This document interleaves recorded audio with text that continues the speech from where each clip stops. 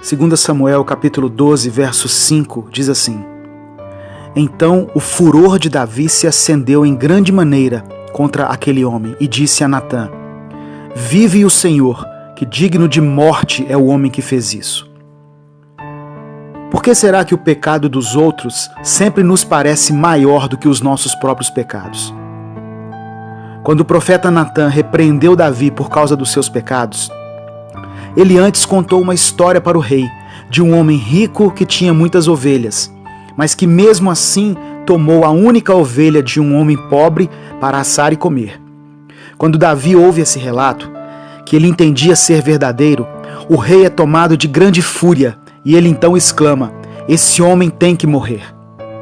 Apenas depois dessa reação é que Natã revelou que o homem da história era o próprio Davi, e mostra como ele havia se afastado de Deus com suas atitudes e desprezado a palavra do Senhor. E nós não estamos falando de um personagem qualquer da Bíblia. Estamos nos referindo a Davi, que é reconhecido como um homem segundo o coração de Deus. Mesmo assim, a reação de Davi contra o pecado alheio é de que o pecador era digno de morte. Muitas vezes nós queremos que Deus seja misericordioso conosco, mas não manifestamos a mesma misericórdia com os outros. Queremos receber o perdão de Deus, mas não estamos dispostos a perdoar aqueles que nos ferem. Vivemos a síndrome do irmão do filho pródigo. Talvez se fôssemos eu e você, que estivéssemos no lugar daquele pai que viu o filho sair de casa e gastar toda a sua herança no pecado, nós não teríamos recebido ele em casa da maneira que foi, com toda a honra e amor que o pai dedicou a ele. Infelizmente, a igreja cristã se acostumou a lidar com o pecado dos outros somente aplicando correção, disciplina e exortação.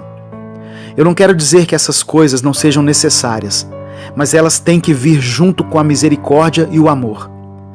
Os pastores e líderes precisam entender que expor uma pessoa e constrangê-la diante da congregação, deixá-la de castigo no banco da igreja sem exercer suas atividades e funções ministeriais, não traz cura e nem libertação.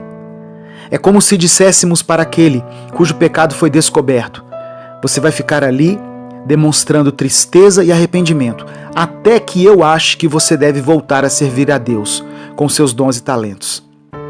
Jesus disse em Mateus 7 que não devemos julgar, para que não sejamos julgados.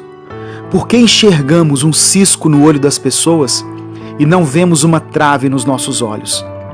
Jesus estava dizendo que muitas vezes os moralistas que estão julgando o pecado dos outros são hipócritas, pessoas cuja vida está toda dominada por pecados de uma gravidade social muito maior. Davi se irou com um homem que supostamente tinha matado uma ovelha, mas ele mesmo havia adulterado com Batseba e assassinado Urias, um de seus melhores soldados. Eu quero orar por você. Pai, nos ensine a ser mais tolerantes com as pessoas, para que elas vejam a Tua face em mim.